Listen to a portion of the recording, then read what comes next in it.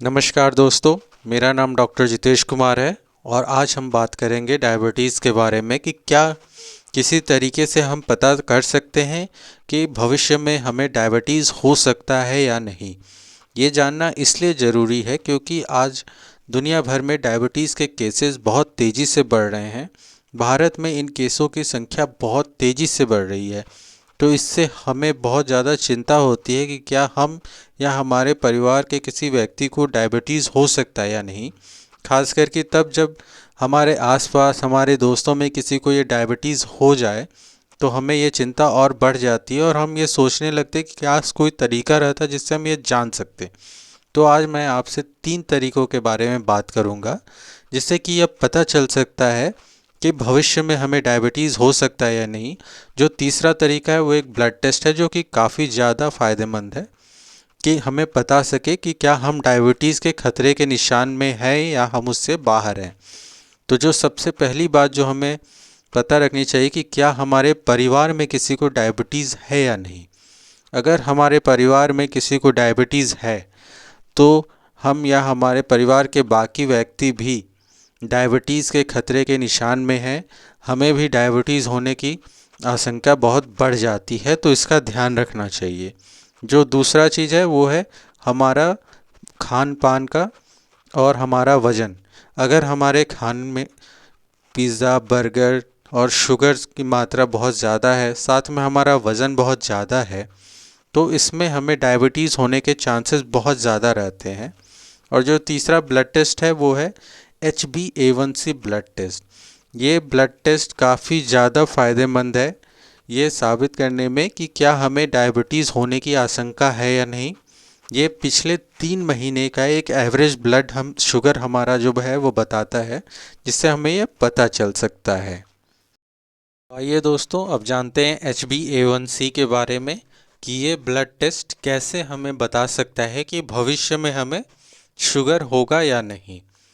तो HbA1c इसका नाम इसलिए पड़ा है क्योंकि इसमें हेमोग्लोबिन जो हमारे ब्लड में पाया जाता है, इसमें उसका इस्तेमाल किया जाता है और साथ में हमारे जो ब्लड में शुगर है, जो खून के अंदर जो शुगर पाए जाते हैं, इन दो चीज़ों के इस्तेमाल से इस ब्लड टेस्ट को इस्तेमाल किया जाता है ताकि पता चल सके कि हमारे HbA1c का लेवल क्या है और भविष्य में इससे शुगर की आशंका कितनी है।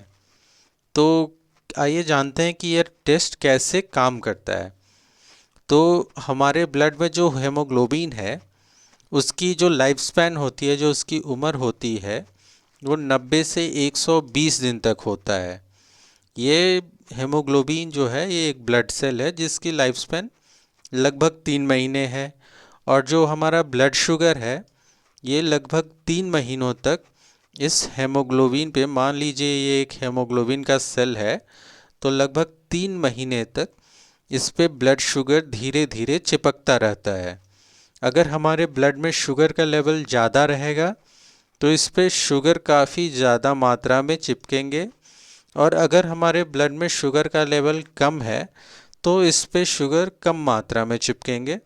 तो जब एक ब्लड शुगर लेवल का जांच किया जाता है जिसमें HbA1c की जांच है, तो उससे ये पता चलता है कि 3 महीनों में एक ब्लड सेल पे कितना शुगर जमा हुआ है। तो इससे अंदाज़ा हम लगा सकते हैं कि एक व्यक्ति जिसका HbA1c का लेवल या तो नॉर्मल आएगा या प्री डायबिटिक कहते हैं, जिसका मतलब ये होता है कि उसे भविष्य में डायबिटीज़ होने का खतरा बहुत ज़्यादा रहेगा, या अगर उसका लेवल बहुत ज़्यादा ही बढ़ा हुआ है तो वो सीधे डायबिटिक लेवल में आ जाएगा, जिसका मतलब होता है कि उसे डायबिटीज़ हो चुका है। HbA1c के जांच से पहले मरीज़ को भूखे रहने की कोई ज़रूरत नहीं होती है। जो नॉर्मली जिस तरह से खाता है उसी तरह से वो मरीज़ खा सकता है, कोई भी उसमें फास्टिंग की ज़रूरत नहीं है। उसके अलावा जो ध्यान रखने वाली बात यह है कि किसी भी ब्लड टेस्ट से पहले अल्कोहल का सेवन ना करें, क्योंकि इससे रिज़ल्ट में काफ़ी ज़्यादा फ़र्क पड़ सकता है। तो इन बातों का ध्यान रखना ज़रूरी है HbA1c ब्लड टेस्ट से पहले। तो आइए अब जान लेते हैं कि HbA1c के लेवल कितने होने चाहिए। अगर HbA1c ब्लड टेस्ट के बाद आपका लेवल 4 से लेके 5.6% तक रहता है तो इसका मतलब है कि आपका HbA1c लेवल नॉर्मल है और आपको अभी भविष्य में शुगर से खतरा नहीं है।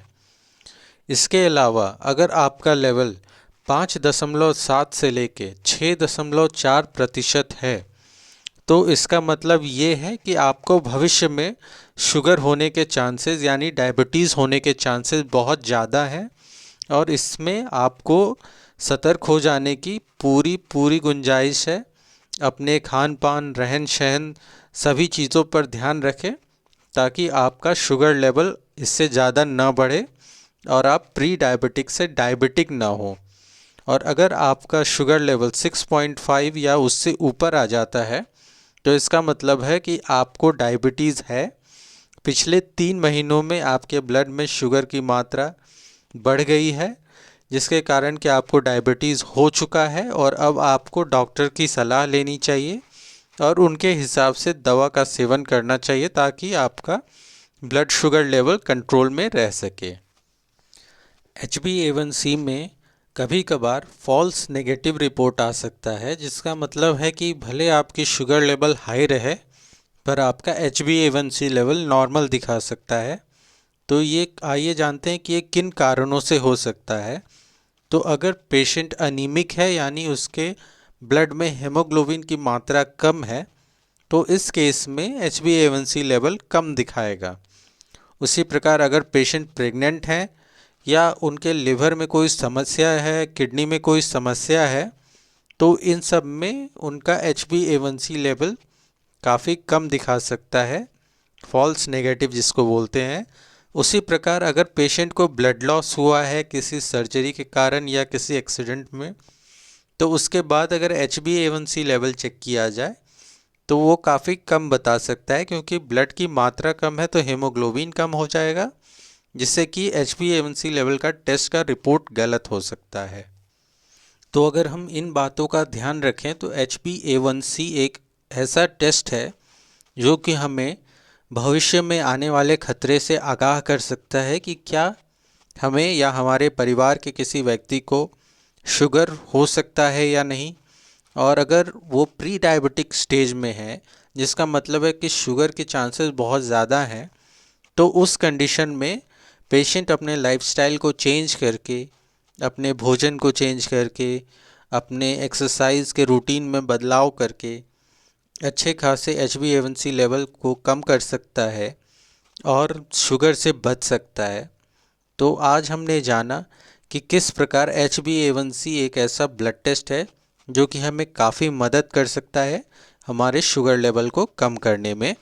तो इस बात का ध्यान रखें। धन्यवाद दोस्तों।